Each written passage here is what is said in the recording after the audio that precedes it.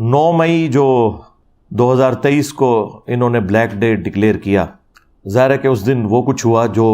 پاکستان کی ہسٹری میں کبھی اس طریقے سے نہیں ہوا تھا، خواہ وہ چند لوگوں نے کیا یا آرگنائز طریقے سے ہوا۔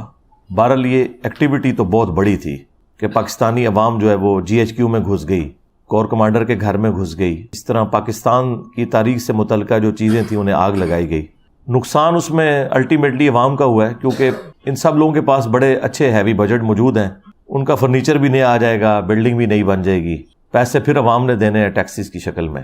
لیکن نقصان جو ہے نا وہ الٹیمیٹلی عوام کو ہوا ہے۔ اور آپ دیکھیں آج 21 مئی 2023 ہے، پچھلے مسلسل 10 دن سے آپ دیکھیں میڈیا نے کیسا ہنگامہ کھڑا کیا ہوا ہے، ہر ٹی وی چینل کے اوپر وہ بلیک ڈے کے نام کا ایک اشتہار چل رہا ہے۔ اب یہ اشتہار بھی پاکستان کی عوام کے ٹیکسز کے پیسوں سے ہی چل رہے ہیں، ظاہر ہے اس کی فیس انہوں نے ادا کرنی ہے نا، مفت تو کوئی اشتہار نہیں چلاتا، اور کس طریقے سے اسے ایک پروپیگیٹ کیا جا رہا ہے۔ میں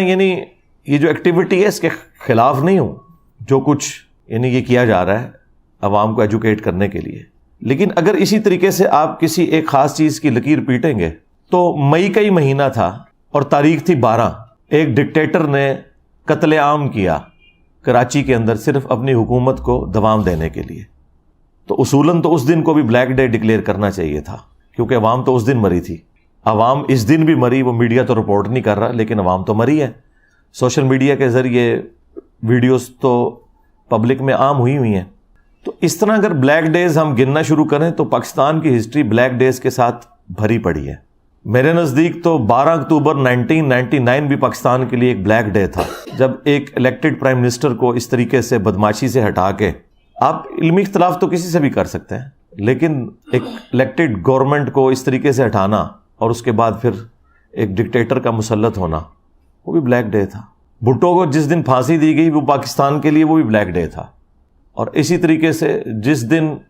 پاکستانی قوم کو امیدیں دلا کے ایک پولیٹیکل کیس بنا کے کہ پاکستانیوں کا اربوں روپیہ دوسرے ملکوں میں ہم پاکستان لے کے آئیں گے، 5 ججوں نے مل کے کروڑوں روپیہ لگا کے، آج تو خیر ہم کہہ سکتے ہیں اربوں روپیہ لگا کے اینڈ پہ ایک اقامہ نکالا،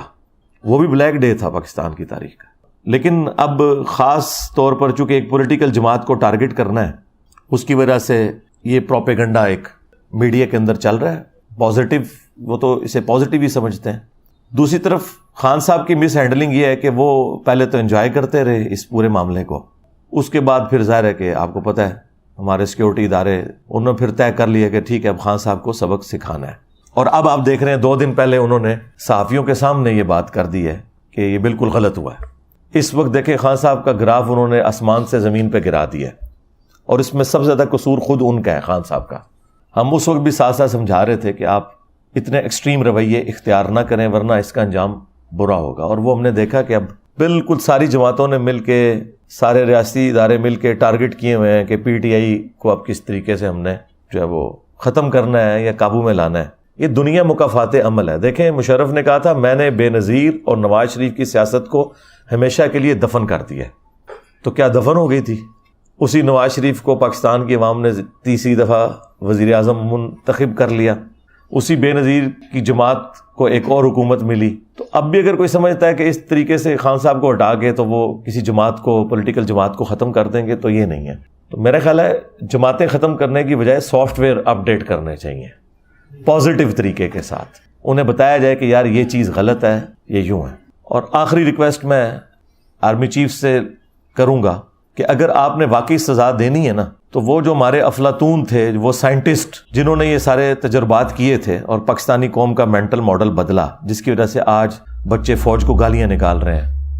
وہ جو سائنٹسٹ ریٹائر ہو کے، خواہ وہ فوج میں سے خواہ عدلیہ میں سے، اپنے گھروں میں بیٹھے ہوئے سکون سے بڑی سکرینوں کے اوپر یہ تماشے دیکھ رہے ہیں اور پاکستانی قوم کا اور پاکستانی فوج کا مذاق اڑتے ہوئے دیکھ رہے ہیں، ان کو سب سے پہلے پکڑیں۔ اور اگر آپ ان کو نہیں پکڑ سکتے نا، تو پھر یہ سارے کا سارا کریک ڈاؤن، یہ سارے کا سارا بلیک ڈے اس کو ڈکلیئر کرنا، اس کا کوئی فائدہ نہیں ہے، کیونکہ جب تک چور کی ماں کو نہیں نہ ماریں گے آپ، یہ چور نئے پیدا ہوتے رہیں گے۔ تو اصل مجرم وہ لوگ ہیں جو یہ سارے تجربات کرتے ہیں اور اب سکون سے بیٹھ گئے ہیں گھروں میں۔ رہ گئے یہ بچے، ان بچوں کو تو انہوں نے یوز کیا تھا، تو اس وقت تو یہ بچے آپ کے اپنے بچے تھے۔ اب ان بچوں کو ڈسون تو نہ کریں، خود ان کو یہ راستہ دکھا کے۔ ہو سکتا ہے آج کی قیادت یہ کہے کہ جی ہم اس سسٹم کا حصہ نہیں، وہ پرانی قیادت تھی، تو بھئی یہ بچے بھی پرانی قیادت نے بنائے ہوئے تھے، اگر آپ اس پرانی قیادت کو سزا نہیں دے سکتے تو ان بچوں سے بھی درگزر کریں۔ ہاں جو بالکل آدھی قسم کے مجرم ہیں، جس طرح یہ کہہ رہے ہیں کہ کچھ اس میں دہشت گرد بھی ہیں، کچھ 40-50 کے قریب جو ٹرینڈ تھے، جنہوں نے ایک جگہ پہلے عسکری ٹاور کو بھی آگ انہوں نے لگائی،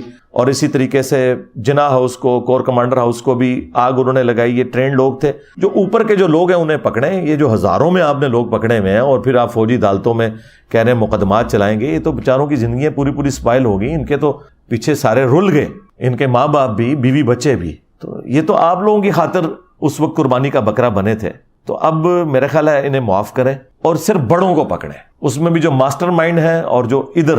یعنی جو آگے پیش تھے ٹرینڈ لوگ، جو عام بچے اب 7-8 ہزار بندہ اسے پکڑ کے جیلوں میں ڈالیں گے، وہ 7-8 ہزار بندہ کوئی ٹرینڈ تو نہیں تھا، وہ تو بس لائی لگ تھے۔ اس وقت تو کتنے شوق سے لوگ جا رہے تھے، اب آپ دیکھ رہے ہیں ایک ایک کر کے بندوں کی ویڈیوز آ رہی ہیں کہ جی مجھ سے یہ غلطی ہو گئی، میں معافی مانگتا ہوں۔ اور اس وقت ان کا آپ جوش کا لیول دیکھیں، لگتا تھا پتہ نہیں پاکستان میں کوئی انقلاب لے کے آ جائیں گے یہ۔ اس طرح کے جو انقلابات ہیں نا، وہ بس جذباتی باتیں ہوتی ہیں، کچھ بھی نہیں اس میں سے نکلنا ہوتا۔ میں اس پہ تو حیران ہوں کہ بلیک ڈے کے حوالے سے کتنی ایڈورٹیزمنٹ چل رہی ہے۔ یہ اسی طریقے کی ایک ایڈورٹیزمنٹ ہے جو وہ بابا ڈیم جو تھے ہمارے، وہ چلایا کرتے تھے اور کہتے تھے میں ریٹائرمنٹ کے بعد ڈیم کے باہر خیمہ لگا لوں گا، تو وہ کبھی نکلے بھی نہیں دوبارہ، اور وہ بعد میں پتا چلا کہ وہ چندہ جتنا انہوں نے اکٹھا کیا اس سے زیادہ کے اشتہارات چلوا دیے انہوں نے۔ تو اشتہارات کی بجائے نا پازیٹیولی کوئی معاملات کو لے کے چلیں، ورنہ یہ اس طریقے سے ڈیم فول آپ کو آپ کے بڑے بناتے رہیں گے۔ حالانکہ اس وقت اگر کوئی ہنگامی طور پر کوئی ایڈورٹیزمنٹ چلنی چاہیے تو وہ یہ ہے کہ ہمارے بڑے ہمیں بتائیں کہ انہوں نے پاکستان کی اکانومی کے لیے کیا سوچا ہے۔ اس کے اوپر تو مجھے کوئی ایڈورٹیزمنٹ نظر نہیں آ رہی ہے۔ تو ہمیں بتائیں کہ اس وقت ملک کہاں پہ کھڑا ہے، کتنے لوگ بے روزگار ہیں، اتنے لوگوں کی روزگار کا آپ نے اتنے سالوں میں کیا بندوبست کیا ہوا ہے، ہماری بیسک نیڈز کس طرح پوری ہوں گی، اس کے اوپر ہمیں کوئی لائے عمل بتایا جائے۔ اور ٹوٹلی پچھلے 10 دن سے آپ دیکھ رہے ہیں کہ ایک ہی رونا رویا جا رہا ہے، اور یہ تو ایک وقتی مسئلہ حل ہو جائے گا۔ جو پرماننٹلی ہمارے ساتھ مسائل اٹیچ ہے نا، سب سے بڑا ہمارا اکانومی کا مسئلہ، اس کے بعد بیسک ایجوکیشن کا مسئلہ، اس کے بعد ہیلتھ کا ایشو، ہمارا سیکیورٹی ایشو تو بعد میں آئیں گے ہمارے۔ اصل تو مسئلہ یہ ہے کہ جب روٹی نہیں ہے پیٹ میں ڈالنے کو تو باقی سارے مسئلے کیسے بڑے ہو سکتے ہیں اس کے مقابلے میں۔